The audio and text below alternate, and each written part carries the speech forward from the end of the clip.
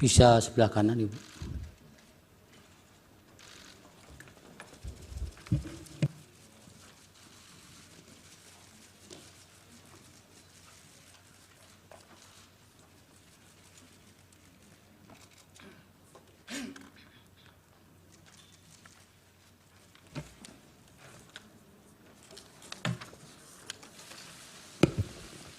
Terima kasih Yang Mulia. Bismillahirrahmanirrahim. Assalamualaikum warahmatullahi wabarakatuh. Salam sejahtera, salam, Om Swastiastu, Namo Buddhaya, salam kebajikan. Yang Mulia Ketua Bapak Suhartoyo, Yang Mulia Saldi Isra, Yang Mulia Bapak Arif Hidayat, Yang Mulia Ibu Eni Nurbaningsih, Yang Mulia Bapak Daniel Yusmikpo, Yang Mulia Bapak Arsul Sani, Yang Mulia Bapak Guntur Hamzah, dan Yang Mulia Bapak Ridwan Mansur, Majelis Hakim Mahkamah Konstitusi yang kami hormati. Bapak Menko Bidang Pembangunan Manusia dan Kebudayaan, Bapak Menko Perekonomian, Bapak Ibu Menteri Sosial, Ketua Dewan Kehormatan Penyelenggara Pemilu, pimpinan, anggota, kuasa hukum KPU dan Bawaslu, serta para kuasa hukum dari paslon peserta Pilpres. Sehubungan dengan permintaan Mahkamah Konstitusi kepada Menteri Keuangan untuk dapat memberikan keterangan dalam persidangan perselisihan hasil pemilihan umum atau PHPU Presiden dan Wakil Presiden tahun 2024, perkenankanlah kami menyampaikan keterangan terkait dengan alokasi dan penyaluran anggaran perlindungan sosial sesuai dengan tugas dan fungsi Menteri Keuangan. Kami sungguh bersyukur dan mengaturkan terima kasih untuk kesempatan memberikan keterangan di forum Mahkamah Konstitusi yang mulia ini. Anggaran pendapatan dan belanja negara atau APBN adalah instrumen penting dan strategis serta penentu untuk mencapai cita-cita bernegara, dan oleh karenanya harus dikelola dan dijalankan dengan penuh tanggung jawab dengan tata kelola yang baik, transparan, dan akuntabel. Forum di Mahkamah Konstitusi yang mulia ini kami percayai menjadi salah satu cara merawat nalar publik dengan menjelaskan dan mendiskusikan bagaimana APBN menjadi sarana gotong royong anak bangsa, di mana yang mampu berkontribusi lebih besar dan yang tidak mampu perlu dibantu. Melalui belanja publik termasuk subsidi, bansos, dan jaminan sosial, negara hadir menjalankan mandat merawat kehidupan bersama yang diharapkan menuju kesejahteraan yang berkeadilan. Melampaui aneka perbedaan yang menjadi hitah bangsa, APBN kita harapkan menjadi sarana bagi segenap elemen bangsa untuk berpartisipasi dan berkontribusi. Kiranya melalui proses politik yang selama ini dijaga secara terbuka, transparan, dan akuntabel, APBN harus terus kita jaga sebagai fondasi dan sekaligus modal politik bangsa Indonesia mencapai tujuan bernegara. Telah banyak contoh negara-negara yang mengalami krisis ekonomi, sosial, dan bahkan politik akibat pengelolaan APBN yang buruk. Alhamdulillah, Indonesia mampu menjaga instrumen APBN tetap secara kredibel dan sehat. Ini prestasi yang harus terus dijaga. Berdiskursus di forum yang mulia ini patut disyukuri. Forum yang mendorong diskusi sehat dan refleksi tentang awal mula Indonesia dibentuk mengundang khususnya para generasi muda agar terpanggil dan turut menghayati kehidupan publik yang baik melalui perbaikan tiada henti dan tidak kenal lelah. Seperti pepatah kuno mengatakan, vis unita fortior. Dengan kekuatan yang bersatu, kita akan semakin kuat. Yang Mulia Ketua dan Majelis Hakim Mahkamah Konstitusi, Pancasila dan Undang-Undang Dasar 1945 telah mengamanatkan negara untuk melindungi segenap bangsa Indonesia dan seluruh tumpah darah Indonesia, dan untuk memajukan kesejahteraan umum, mencerdaskan kehidupan bangsa, serta ikut melaksanakan ketertiban dunia yang berdasarkan kemerdekaan, perdamaian abadi, dan keadilan sosial.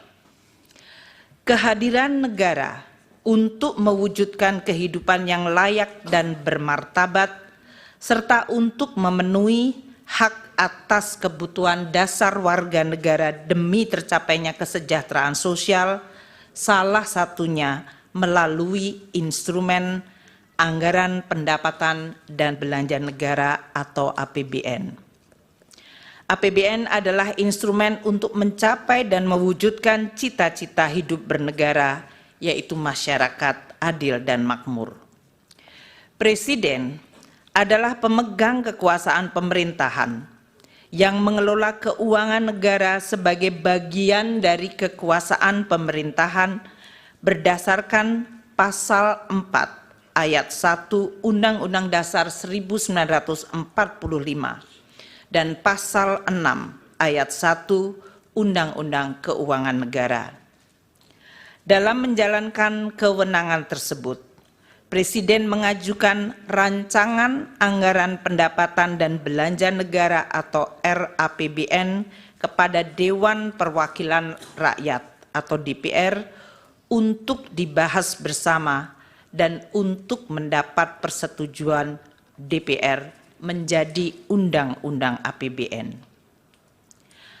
APBN merupakan wujud pengelolaan keuangan negara yang ditetapkan setiap tahun dengan undang-undang dan dilaksanakan secara terbuka dan bertanggung jawab untuk sebesar-besarnya kemakmuran rakyat.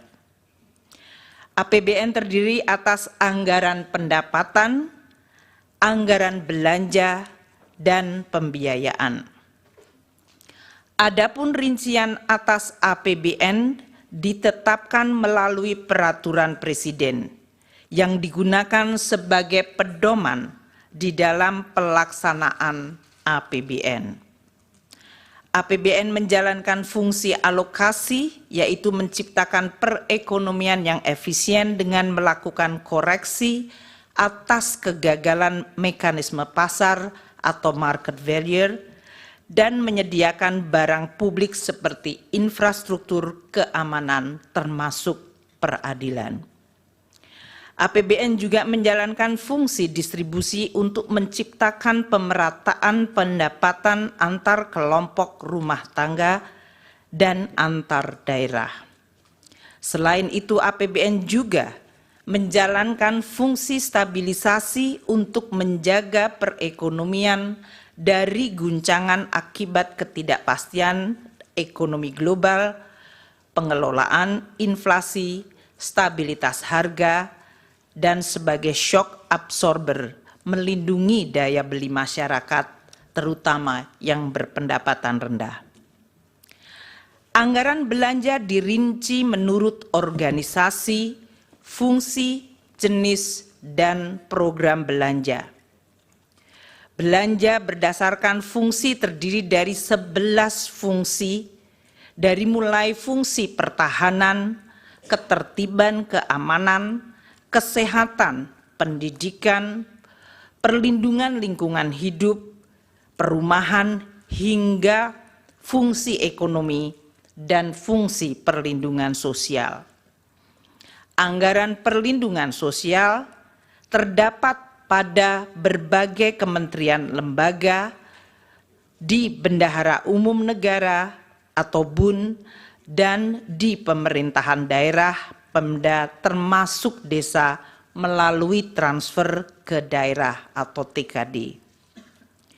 Yang Mulia Ketua dan Majelis Hakim Mahkamah Konstitusi, dalam penjelasan pasal 8 ayat 2, huruf A angka 4, Undang-Undang APBN 2024, yaitu Undang-Undang Nomor 19 Tahun 2023, fungsi ekonomi diartikan sebagai belanja pemerintah pusat yang berdaya guna dalam mendorong pertumbuhan ekonomi dan menjaga daya beli masyarakat di bidang perdagangan, termasuk pengembangan usaha koperasi dan usaha mikro kecil menengah atau UMKM, ketenaga kerjaan, pertanian, kehutanan, kelautan, dan perikanan, bahan bakar dan energi, pertambangan, industri, konstruksi, transportasi, serta telekomunikasi dan informatika.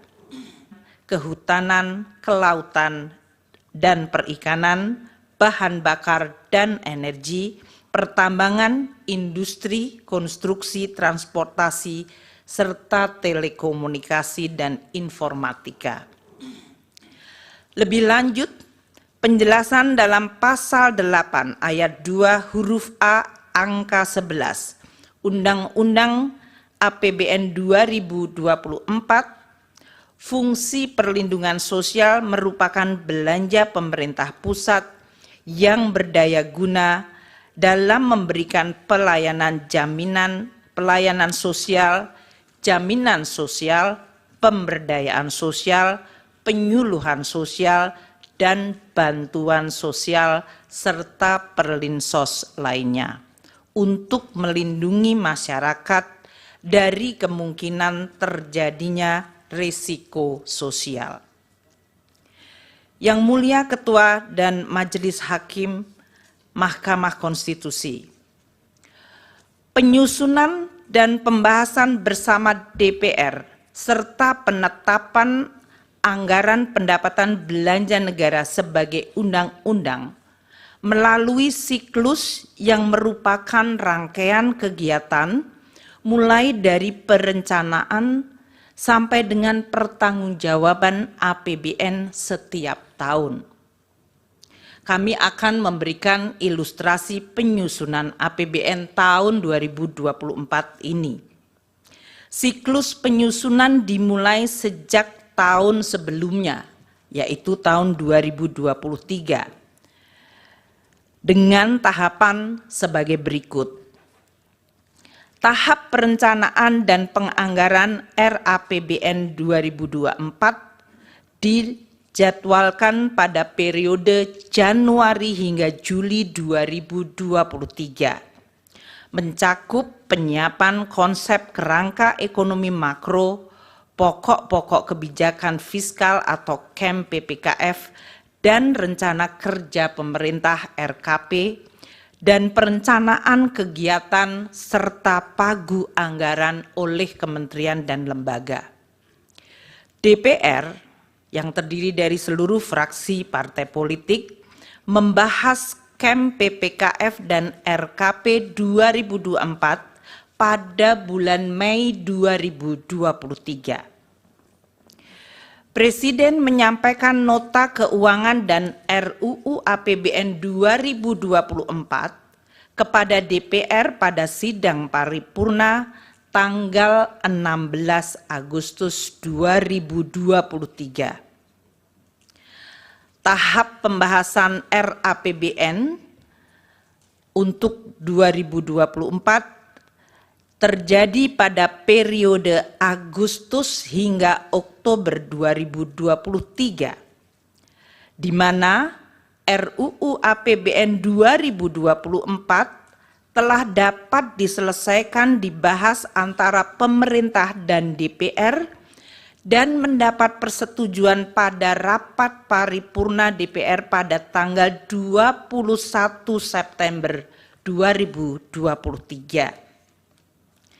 Tahap penetapan Undang-Undang APBN yang dijadwalkan paling lambat akhir Oktober terjadi di mana Undang-Undang APBN 2024 yaitu Undang-Undang 19 tahun 2023 ditetapkan pada tanggal 16 Oktober 2023. Selanjutnya, Peraturan Presiden Rincian APBN yang dijadwalkan November-Desember telah selesai ditetapkan pada tanggal 28 November. Tahap pelaksanaan APBN pada tahun berjalan yang diawali dengan disahkan dokumen pelaksanaan anggaran dan dilanjutkan dengan pencatatan serta pelaporan per semester. Tahap pemeriksaan dan pertanggungjawaban Undang-Undang APBN 2024 dijadwalkan pada tahun 2025 atau T+1, di mana BPK akan melakukan pemeriksaan terhadap LKPP yang disusun pemerintah untuk selanjutnya dibahas dan disetujui DPR menjadi Undang-Undang Pertanggungjawaban Pelaksanaan APBN. Kami menjelaskan ini untuk kemudian disandingkan proses lini masa penyusunan APBN tahun anggaran 2024 yang telah selesai pada tanggal 21 September 2023 dan diundangkan tanggal 16 Oktober 2023. Apabila lini masa penyusunan APBN 2024 disandingkan dengan proses tahapan pemilihan Presiden dan Wakil Presiden tahun 2024 yang dilakukan oleh KPU, waktu penetapan Undang-Undang APBN 2024 telah selesai bahkan sebelum waktu penetapan pasangan calon presiden dan wakil presiden pada tanggal 13 November 2023 atau bahkan penetapan Undang-Undang APBN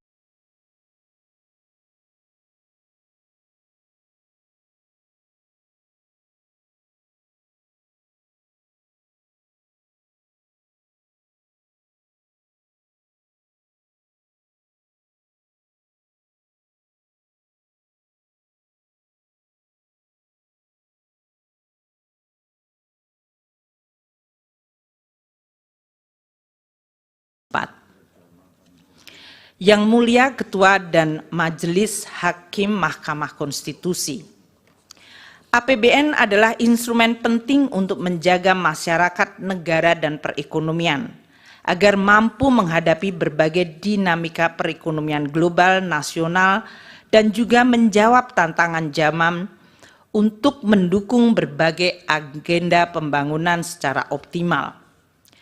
APBN harus didesain secara antisipatif, responsif, dan mampu adaptif di dalam menghadapi berbagai kondisi dan guncangan. Pemerintah dan DPR sepakat untuk menggunakan APBN sebagai instrumen kebijakan kontra siklus atau counter cyclical yang sangat penting. Misalnya pada saat terjadi guncangan hebat dan dahsyat akibat pandemi COVID-19, APBN telah berperan luar biasa secara efektif melakukan penanganan COVID-19 serta dampaknya melalui Program Pemulihan Ekonomi Nasional atau PCPEN. APBN juga bekerja sangat keras untuk menjaga momentum pemulihan ekonomi khususnya dalam penanganan dampak lanjutan atau scarring effect yang timbul akibat dari pandemi 19. Penyusunan APBN 2024 juga tetap menghadapi berbagai tantangan ketidakpastian perekonomian global seperti inflasi dan suku bunga tinggi, di negara-negara maju juga persaingan geopolitik, khususnya eskalasi perang Rusia dan Ukraina, dan proteksionisme yang meningkat, yang menyebabkan terganggunya rantai pasok pangan dan energi. Selain itu, terdapat tantangan domestik berupa peningkatan investasi yang harus terus dilakukan. Dampak dari El Nino dan cuaca buruk di berbagai daerah telah mengancam ketahanan pangan dan kesejahteraan masyarakat. Dengan mempertimbangkan berbagai kondisi di atas, pemerintah bersama DPR sepakat bahwa APBN 2024 harus optimis namun tetap waspada terhadap dinamika yang terjadi. Tema kebijakan fiskal tahun 2024 diarahkan untuk mempercepat transformasi ekonomi yang inklusif dan berkelanjutan. Yang Mulia Ketua dan Majelis Hakim Mahkamah Konstitusi, izinkan kami sekarang membahas khusus mengenai Perlinsos. Dengan tema APBN 2024, kebijakan APBN 2024 dalam jangka pendek difokuskan untuk melakukan pengendalian inflasi dalam bentuk stabilitas harga, penghapusan kemiskinan ekstrim, penurunan prevalensi stunting, dan peningkatan investasi. Untuk melaksanakan tema dan arah kebijakan fiskal tersebut, APBN 2024 dirancang sebagai shock absorber untuk melindungi daya beli rakyat dan menjaga stabilitas ekonomi antara lain melalui program perlindungan sosial. Postur APBN 2024 dengan total belanja mencapai 3.325,1 triliun. Di dalamnya terdapat belanja untuk perlindungan sosial sebesar 496,8 triliun rupiah yang berfungsi untuk stabilisasi dan mendukung penghapusan kemiskinan termasuk kemiskinan ekstrim dan stunting. Yang Mulia Ketua dan Majelis Hakim Mahkamah Konstitusi, alokasi anggaran Perlinsos yang sebesar 496,8 triliun dapat dilihat di dalam gambar ini dilaksanakan oleh berbagai kementerian lembaga dan berasal dari badan anggaran atau bagian anggaran KL maupun bagian anggaran bendahara umum negara serta transfer. 75,6 triliun rupiah anggaran Kemensos disalurkan melalui program bantuan sosial atau Bansos, yaitu program Keluarga Harapan PKH, Kartu Sembako, dan program Bansos lainnya. 80,5 triliun untuk perlindungan sosial dikelola oleh beberapa kementerian lembaga seperti Kemendikbud dan Kemenak melalui program PIP, KIP, dan beasiswa afirmasi. Kementerian Kesehatan melalui program Kartu Indonesia Sehat, Kementerian Tenaga Kerja untuk iuran jaminan kehilangan pekerjaan, dan BNPB untuk dana siap pakai bencana. Sementara 340,7 triliun bagian terbesar adalah Perlinsos dalam bentuk subsidi energi, yaitu BBM, LPG, dan listrik, subsidi non-energi seperti pupuk, PSO, kredit usaha rakyat, bunga kredit perumahan, dan antisipasi penanggulangan bencana. Belanja Perlinsos yang disalurkan melalui Kementerian Pendidikan dan Kebudayaan dan Kementerian Agama mengalami kenaikan sebesar 7,47 triliun dibandingkan tahun 2023. dikarenakan adanya kenaikan unit cost jenjang pendidikan menengah dan penambahan sasaran. Sementara belanja bansos selain PKH dan kartu sembako yang disalurkan oleh Kementerian Sosial mengalami kenaikan 1,23 triliun rupiah dikarenakan adanya kenaikan alokasi untuk bantuan makan lansia, bantuan untuk penyandang disabilitas, dan bantuan yatim piatu. Belanja subsidi yang disalurkan melalui bendahara umum negara atau non-KL mengalami kenaikan dengan adanya kenaikan alokasi subsidi pupuk dan subsidi bunga kur. Dengan demikian dapat ditunjukkan bahwa anggaran perlindungan sosial untuk APBN 2024 di dalam rangka pengendalian inflasi, stabilitas harga, penghapusan kemiskinan sesuai target prioritas nasional. Di dalam APBN 2024 tidak terdapat perubahan yang signifikan pada anggaran bansos yang dikelola oleh Kementerian Sosial. Perubahan perlinsos yang dikelola oleh kementerian lembaga lain seperti Kemendikbud dan Kemenaker adalah akibat kenaikan unit cost, realisasi penggunaan anggaran perlinsos sampai dengan Februari 2024 yang dalam hal ini dianggap sesuai dengan lini masa pemilu Capres dan Cawapres serta pemilihan legislasi pada Februari. Realisasi bansos mencapai sebesar 12,8 triliun sampai dengan Februari 2024. Untuk penyaluran program Keluarga Harapan bagi 10 juta keluarga penerima manfaat dan kartu sembako bagi 18,7 juta keluarga penerima manfaat. Realisasi subsidi dan belanja lainnya mencapai 15,3 triliun rupiah dan realisasi perlinsos lainnya 9,8 triliun.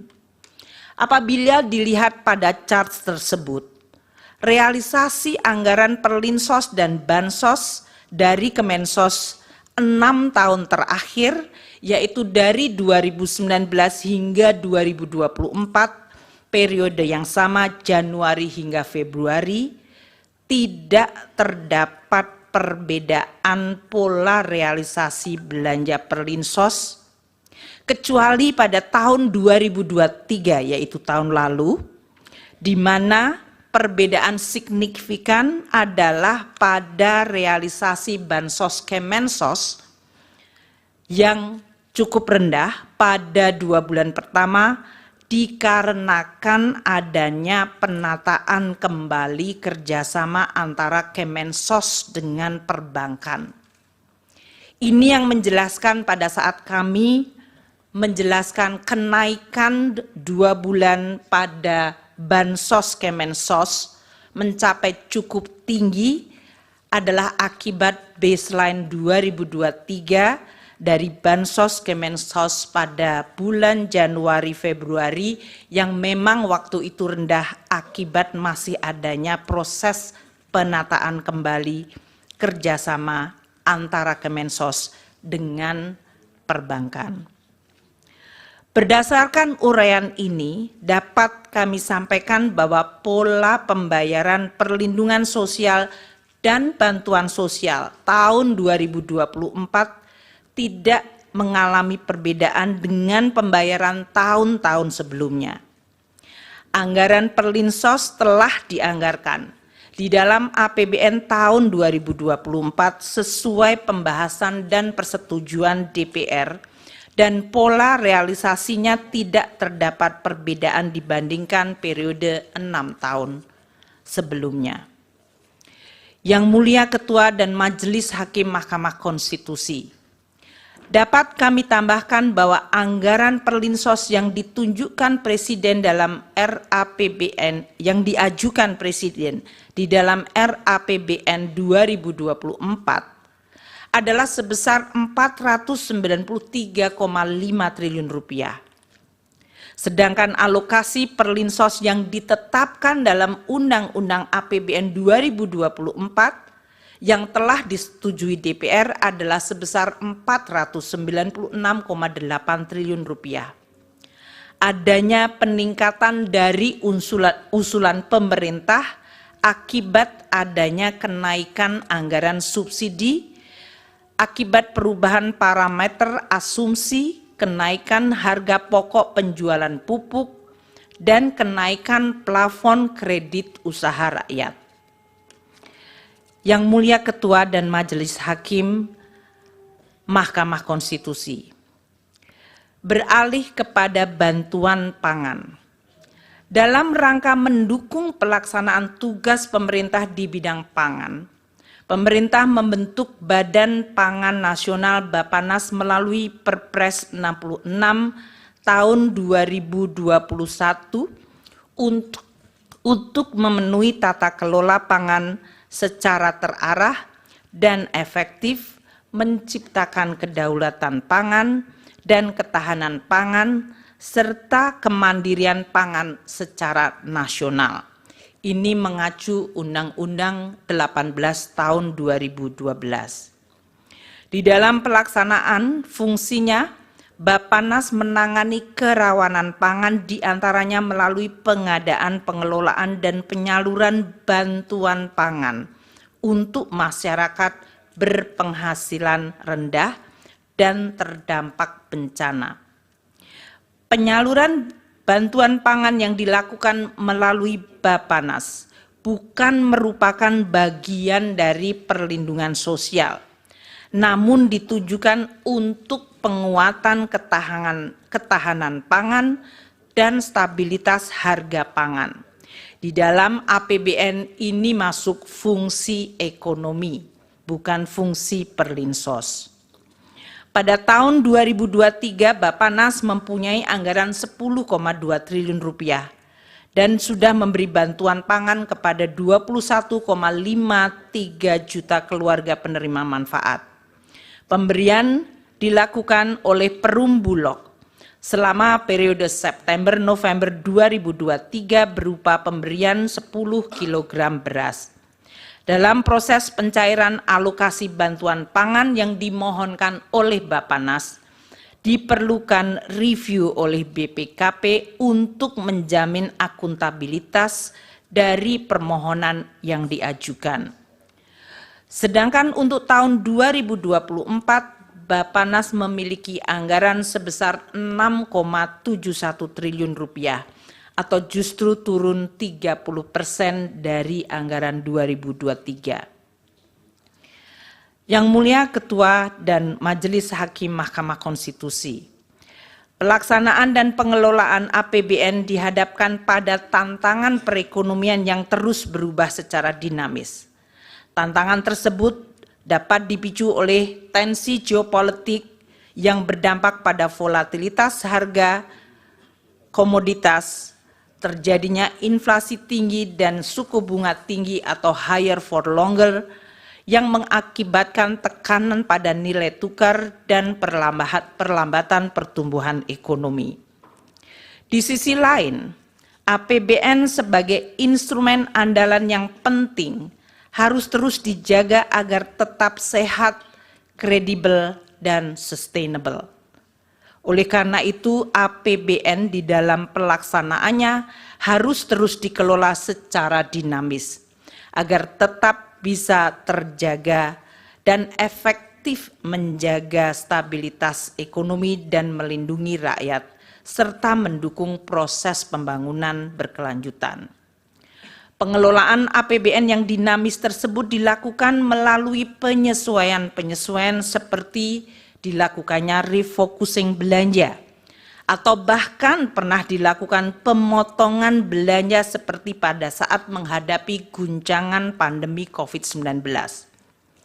Penyesuaian yang lebih ringan dilakukan melalui proses automatic adjustment sebesar 5% dari belanja kementerian lembaga. Hal ini untuk mendorong penajaman prioritas belanja kementerian lembaga tanpa mengorbankan target capaian prioritas KL. Hal ini diatur dalam Undang-Undang Nomor 19 2023 tentang APBN 2024 Pasal 28 ayat 1 huruf E dan penjelasannya. Automatic adjustment bermanfaat untuk juga menambah daya tahan APBN di dalam menghadapi berbagai kemungkinan dinamika global dan nasional. Yang Mulia Ketua dan Majelis Hakim Mahkamah Konstitusi, APBN yang sehat, kredibel, dan berkelanjutan adalah fondasi penting bagi kehidupan berbangsa dan bernegara dalam sistem demokrasi yang terbuka dan transparan. APBN juga menjadi instrumen check and balance yang sehat bagi rakyat untuk dapat mengevaluasi cara kerja dan hasil kerja pemerintah. Sebagai instrumen kebijakan yang begitu penting, APBN akan terus dijaga bersama dengan tata kelola yang baik, secara amanah dengan integritas dan profesionalisme yang tidak boleh dikompromikan. APBN adalah alat penting bagi semua generasi bangsa, baik generasi hari ini maupun generasi yang akan datang, di dalam mencapai cita-cita bersama, yaitu terwujudnya gemah ripah loh jinawi toto tentrem kerto raharjo, baldatun toibatun warobun ghafur, negeri yang damai, adil, makmur, dan sejahtera. Demikianlah penjelasan kami yang kami sampaikan, dan atas perhatian Yang Mulia Ketua dan Majelis Hakim Mahkamah Konstitusi, kami ucapkan terima kasih. Wassalamualaikum warahmatullahi wabarakatuh. Om Santi Santi Santi Om.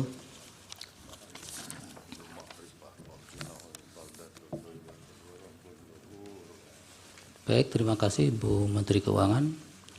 Dilanjut dari